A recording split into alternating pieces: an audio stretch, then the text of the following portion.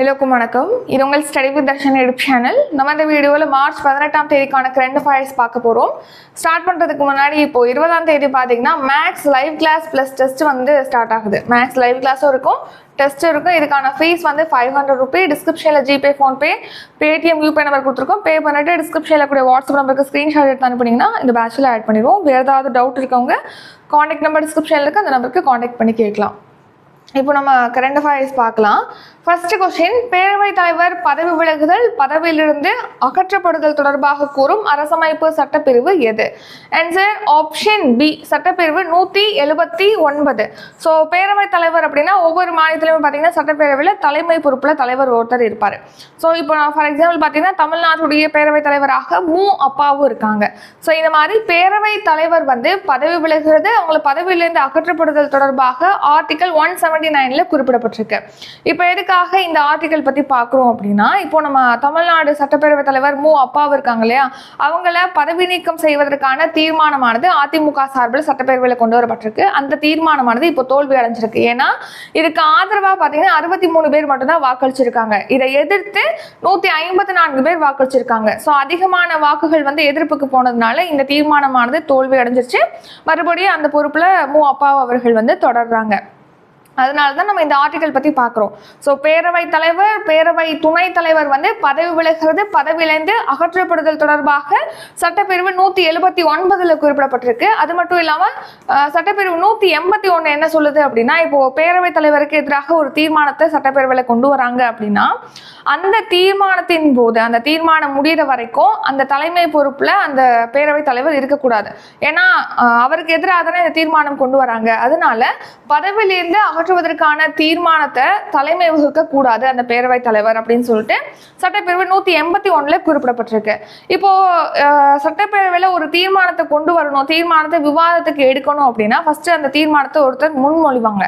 முன்மொழிஞ்சதுக்கு அப்புறம் அந்த தீர்மானத்தை விவாதத்துக்கு எடுக்கணும் அப்படின்னா சட்டப்பேரவை விதி 70 உட்பிரிவு 2 படி பார்த்தீங்கன்னா 35க்கும் குறையாத நபர்கள் வந்து அதற்கு ஆதரவு அளிச்சிருக்கணும். அப்படின்னா தான் அந்த தீர்மானமானது சட்டப்பேரவையில் விவாதத்துக்கு எடுத்துக்கொள்ளப்படும். நெக்ஸ்ட் செகண்ட் கொஸ்டின், உடான் திட்டம் எந்த ஆண்டு தொடங்கப்பட்டது? ஆன்சர் 2016ஆம் ஆண்டு. 2016 தான் உடான் திட்டம், அதாவது பிராந்திய விமான இணைப்பு சேவை திட்டம் தான் உடான் திட்டம். இது 2016 ஸ்டார்ட் பண்ணாங்க. 2017 முதல் விமான சேவையானது இந்த திட்டத்தின் கீழ் தொடங்கப்பட்டது. ஸோ 2016 அக்டோபர் மாதம் 21ஆம் தேதி தான் இந்த உடான் திட்டம் தொடங்கப்பட்டது. முதல் ஃபிளைட், அதாவது ஃபர்ஸ்ட் விமான சேவை இந்த திட்டத்தின் கீழ் எப்போ ஸ்டார்ட் பண்ணாங்க அப்படின்னா 2017 ஏப்ரல் மாதம் 27ஆம் தேதி. அதன்படி முதல் விமான சேவை இந்த திட்டத்தின் கீழ் பார்த்தீங்கன்னா ஷிம்லா டு டெல்லி இடையே இயக்கப்பட்டது. ஷிம்லாவையும் டெல்லியை இணைக்கும் வகையில் முதல் விமான சேவையானது இந்த திட்டத்தின் கீழ் மேற்கொள்ளப்பட்டது. உடான் அப்படின்னா அதோட ஃபில் ஃபார்ம் என்ன அப்படின்னா உதே தேஷ் கா ஆம் நாகரிக் அப்படிங்கிறத நம்ம வந்து உடான் ஸ்கீம் அப்படின்னு சொல்லிட்டு ஷார்ட்டாக சொல்கிறோம். ஸோ இந்த ஸ்கீம் 2016 ஸ்டார்ட் பண்ணாங்க. பிராந்திய அளவில் நகரங்களை இணைக்கிறதுக்காக, அதாவது சாமானிய மக்களும் விமானத்தில் வந்து பயணிக்கணும், குறைந்த விலையில் அவங்க பயணிக்கணும் அப்படிங்கிறதுக்காக தான் உடான் ஸ்கீம் லான்ச் பண்ணியிருப்பாங்க. ஸோ இந்த திட்டத்தின் கீழ் பார்த்தீங்கன்னா இந்த திட்டம் வந்து ஒரு அடுத்த 10 இயர்ஸ்க்கு எக்ஸ்டெண்ட் பண்ணியிருக்காங்க. உடான் ஸ்கீமை 10 இயர்ஸ் எக்ஸ்டெண்ட் பண்ணியிருக்காங்களே. இந்த 10 வருடங்களில் 120 விமான நிலையங்களை இந்த உடான் திட்டத்தில் இணைக்கிறதுக்கு திட்டமிட்டிருக்காங்க. இது பட்ஜெட்லேயே நம்ம பார்த்துருப்போம். புதுசாக 120 வழித்தடங்களில் உடான் திட்டமானது செயல்படுத்தப்படும் அப்படின்னு சொல்லிட்டு.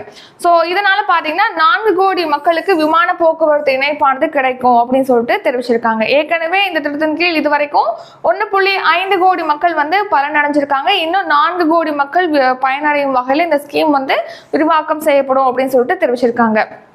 உடான் ஸ்கீமோட முக்கிய நோக்கமே என்னன்னா அனைத்து விமான நிலையங்களையுமே ஒன்னா இணைக்கிறது தான் இதோட நோக்கம். நெக்ஸ்ட் மூன்றாவது கேள்வி, தமிழக அரசின் மொத்த கடன் எத்தனை லட்சம் கோடியாக உள்ளது? ஆன்சர் ஆப்ஷன் டி, 8.5 லட்சம் கோடியா இருக்கு. ஸோ தமிழ்நாட்டுடைய மொத்த கடன் பார்த்தீங்கன்னா இப்போ 8.5 லட்சம் கோடியா இருக்குன்னு சொல்லி தெரிவிச்சிருக்காங்க. உங்களுக்கான கொஸ்டின், ஏன்னா ரீசெண்டாக தான் பார்த்துருப்போம், 15வது நிதிக்குழு இருக்கு இல்லையா, அது வந்து அதாவது மாநிலத்துடைய மொத்த உள்நாட்டு உற்பத்தியில் எவ்வளோ % வரைக்கும் ஒரு மாநிலம் கடன் வாங்கி கொள்ளலாம் அப்படின்னு சொல்லிட்டு நிர்ணயிச்சிருக்காங்க 15வது நிதிக்குழு. இதுக்கான ஆன்சரை கமெண்ட் பண்ணிருங்க. இது உங்களுக்கான கொஸ்டின். ஸோ தமிழக அரசுடைய மொத்த கடன் அப்படிங்கிறது 8.5 கோடியா இருக்கு. அதுவும் லாஸ்ட் 4 இயர்ஸ்ல மட்டுமே கடன் வந்து 4 லட்சம் கோடி கடன் வாங்கியிருக்கு தமிழக அரசு அப்படின்னு சொல்லிட்டு தெரிவிச்சிருக்காங்க. அதிகமாக கடன் வாங்கிட்டு இருக்காங்க அப்படின்னு சொல்லி நிறைய பேர் வந்து தெரிவிக்கிறாங்க. அது நியூஸ்ல போட்டிருக்காங்க. அது தொடர்பாக விவாதம் கூட காலசாரமா போனுச்சுன்னு சொல்லிட்டு நம்ம பார்த்திருப்போம்.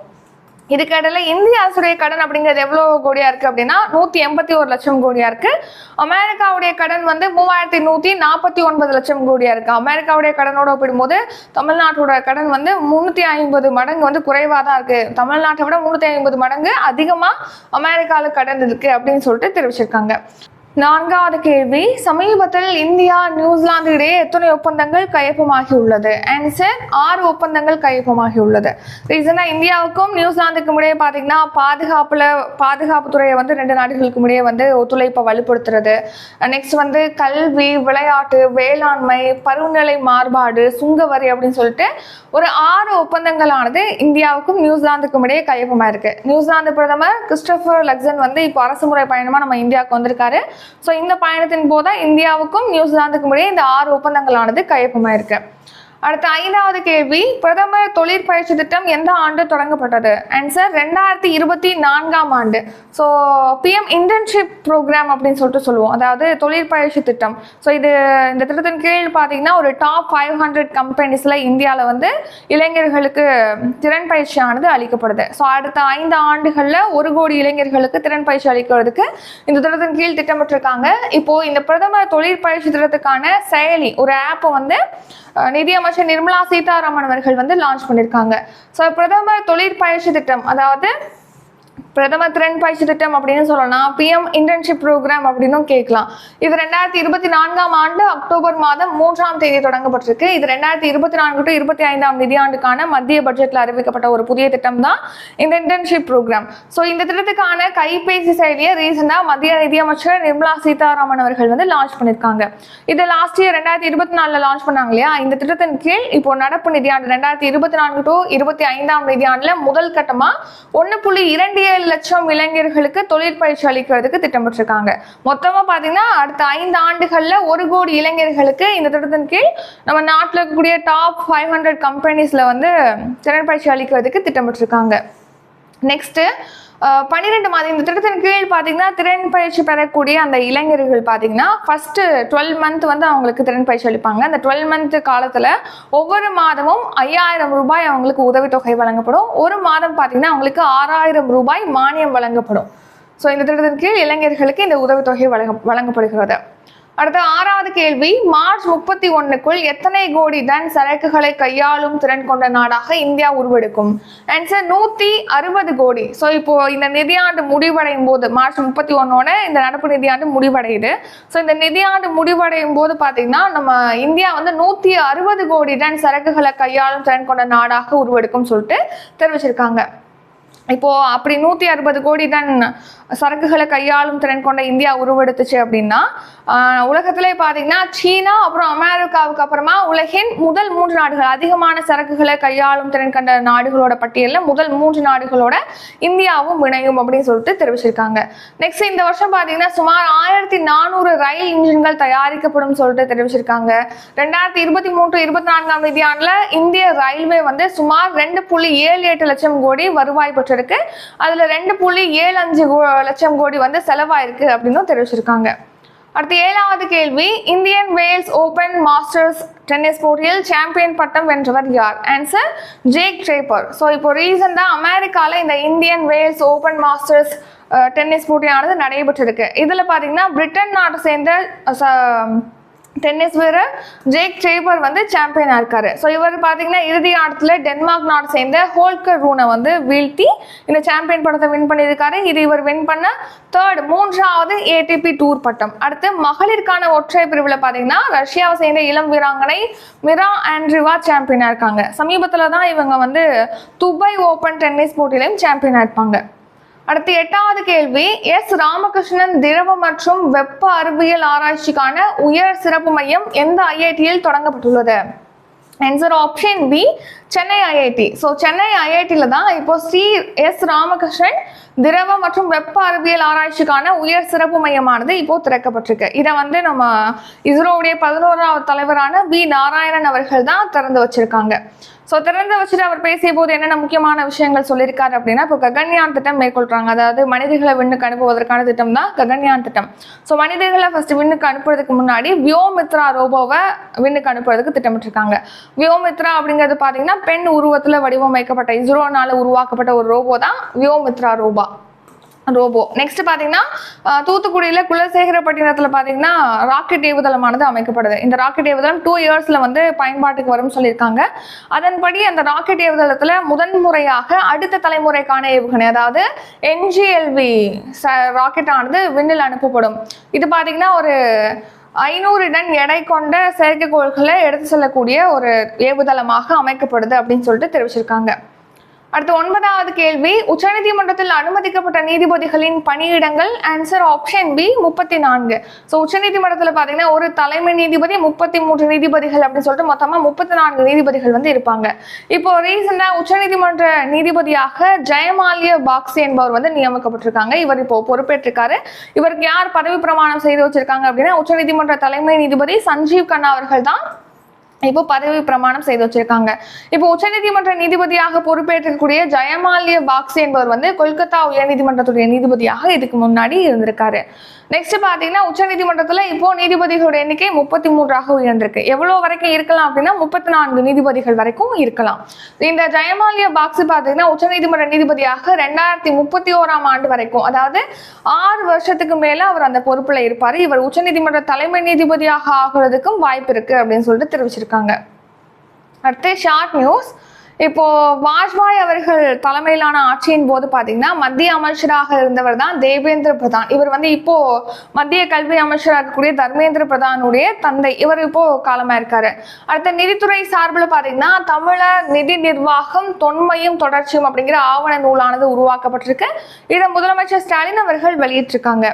அடுத்து நம்ம தமிழ்நாட்டில் 1978 பாத்தீங்கன்னா தடுப்பூசி திட்டமானது செயல்படுத்தப்படுகிறது. ஸோ இந்த தடுப்பூசி திட்டமானது விரிவுபடுத்தப்பட்டு நம்ம தமிழ்நாட்டில் ஒரு 11 வகையான தடுப்பூசிகள், 12 வகையான நோய்களுக்கு 11 வகையான தடுப்பூசிகளானது செலுத்தப்படுகிறது. ஸோ குழந்தைகளுக்கும் கர்ப்பிணி பெண்களுக்கும் இந்த தடுப்பூசியானது செலுத்தப்பட்டு வருது. நம்ம தமிழ்நாட்டில் ஒவ்வொரு வருஷம் பாத்தீங்கன்னா 9.58 லட்சம் கர்ப்பிணி பெண்களுக்கும் 8.76 லட்சம் குழந்தைகளுக்கும் இந்த 11 வகையான தடுப்பூசிகள் ஒவ்வொரு வருஷமும் வழங்கப்பட்டு வருது. 1.4 கோடி தவணை தடுப்பூசிகள் வந்து செலுத்தப்பட்டிருக்கு அப்படின்னு சொல்லிட்டு தெரிவிச்சிருக்காங்க. அடுத்து டாஃபே நிறுவனத்துடைய துணைத் தலைவராக லக்ஷ்மி வேணு நியமிக்கப்பட்டிருக்காங்க. இந்த லக்ஷ்மி வேணு என்பவங்க வந்து டிவிஎஸ் மோட்டார்ஸ் நிறுவனத்துடைய தலைவரான வேணு சீனிவாசன், அப்புறம் டாஃபே நிறுவனத்துடைய தலைவரான மல்லிகா சீனிவாசனுடைய மகள் தான் இந்த லக்ஷ்மி வேணு என்பவங்க. நெக்ஸ்ட் ரிவிஷன் பார்க்கலாம். ரிவிஷன் பார்க்கறதுக்கு முன்னாடி இப்போ 20ஆம் தேதி மேக்ஸ் லைவ் கிளாஸ் வந்து ஸ்டார்ட் ஆகுது. ப்ளஸ் டெஸ்ட்டும் இதில் ப்ரொவைட் பண்ணுவோம். ஃபீஸ் வந்து 500 ரூபி. அடுத்து பார்த்தீங்கன்னா 25ஆம் தேதி வந்து தமிழ் டெஸ்ட் பேட்ச் வந்து ஸ்டார்ட் ஆகுது. நியூ புக் டெஸ்ட் பேட்ச், இதுக்கு ஃபீஸ் வந்து 250. ஓல்டு புக் தமிழுக்கு ஃபீஸ் வந்து 200 ரூபி. இது வந்து 27ஆம் தேதி ஸ்டார்ட் ஆகுது. அப்கமிங் டெஸ்ட் பேட்ச் பற்றி டீட்டெயிலாக டிஸ்கிரிப்ஷனில் கொடுத்துருக்கோம், செக் பண்ணி பார்த்துக்கலாம். இப்போ நம்ம கரண்ட் அஃபேர்ஸ் ரிவிஷன் பார்க்கலாம். ஃபர்ஸ்ட் கொஸ்டின், பேரவைத் தலைவர் பதவி விலகுதல், பதவியிலிருந்து அகற்றப்படுதல் தொடர்பாக கூறும் அரசமைப்பு சட்டப்பிரிவு. ஆன்சர் சட்டப்பிரிவு 179. இரண்டாவது கேள்வி, உடான் திட்டம் எந்த ஆண்டு தொடங்கப்பட்டது? ஆன்சர் ஆப்ஷன் சி 2016ஆம் ஆண்டு. மூன்றாவது கேள்வி, தமிழக அரசின் மொத்த கடன் எத்தனை லட்சம் கோடியாக உள்ளது? ஆன்சர் ஆப்ஷன் டி 8.5 லட்சம் கோடி. நான்காவது கேள்வி, சமீபத்தில் இந்தியா நியூசிலாந்து இடையே எத்தனை ஒப்பந்தங்கள் கையொப்பமாகி உள்ளது? ஆன்சர் 6 ஒப்பந்தங்கள் கையொப்பமாகி உள்ளது. ஐந்தாவது கேள்வி, பிரதமர் தொழில் பயிற்சி திட்டம் எந்த ஆண்டு தொடங்கப்பட்டது? ஆன்சர் 2024ஆம் ஆண்டு. ஆறாவது கேள்வி, மார்ச் 31ஆம் தேதிக்குள் எத்தனை கோடி டன் சரக்குகளை கையாளும் திறன் கொண்ட நாடாக இந்தியா உருவெடுக்கும்? ஆன்சர் 160 கோடி. ஏழாவது கேள்வி, Indian Wells Open Masters tennis போட்டியில் சாம்பியன் பட்டம் வென்றவர் யார்? Answer Jack Draper. எட்டாவது கேள்வி, எஸ் ராமகிருஷ்ணன் திரவ மற்றும் வெப்ப அறிவியல் ஆராய்ச்சிக்கான உயர் சிறப்பு மையம் எந்த ஐஐடியில் தொடங்கப்பட்டுள்ளது? Answer option B Chennai IIT. ஒன்பதாவது கேள்வி, உச்சநீதிமன்றத்தில் அனுமதிக்கப்பட்ட நீதிபதிகள் பணியிடங்கள்? ஆன்சர் 34. இத்துடன் இன்றைக்கான கரண்ட் அஃபேர்ஸ் வீடியோ நிறைவடைகிறது. இந்த வீடியோ உங்களுக்கு பிடிச்சிருந்தா லைக் பண்ணுங்க, ஷேர் பண்ணுங்க. நம்ம சேனலை நீ இன்னும் சப்ஸ்கிரைப் பண்ணலன்னா மறக்காம சப்ஸ்கிரைப் பண்ணிக்கோங்க. நன்றி, வணக்கம்.